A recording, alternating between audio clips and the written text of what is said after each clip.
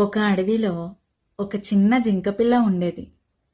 అది పుట్టినప్పుడే దాని తల్లి చనిపోవడంతో ఒక నక్క దానితో చాలా మంచిగా ఫ్రెండ్షిప్ చేయాలి అనుకుని తనతో చాలా మంచిగా ఉండేది.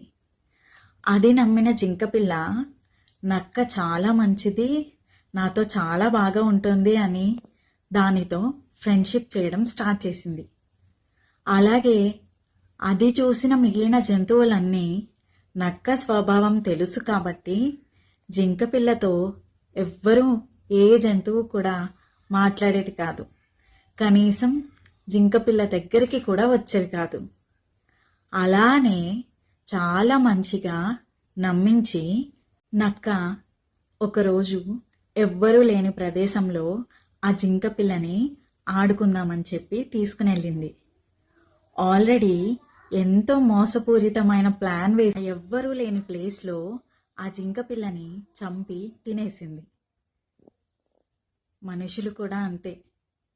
వాళ్ళు నిన్ను వాళ్ళ వరకు రాణిస్తున్నారు అంటేనే వాళ్ళ స్వలాభం కోసం, అంతేకాని నువ్వంటే ఏదో ఇష్టం ఉండో నీ పరిస్థితి చూసి నీకు హెల్ప్ చేద్దామనో కాదు.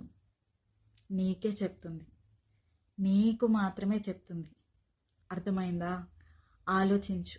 ఎవరిని నమ్మాలో ఎవరిని నమ్మకూడదో ఆలోచించు. అంతేకాని జింక పిల్లలాగా అందరినీ అమాయకంగా నమ్మి మోసపోవద్దు. అర్థమైందా? ఇలాంటివి ఇంకా చాలా చాలా మాట్లాడుకుందాం.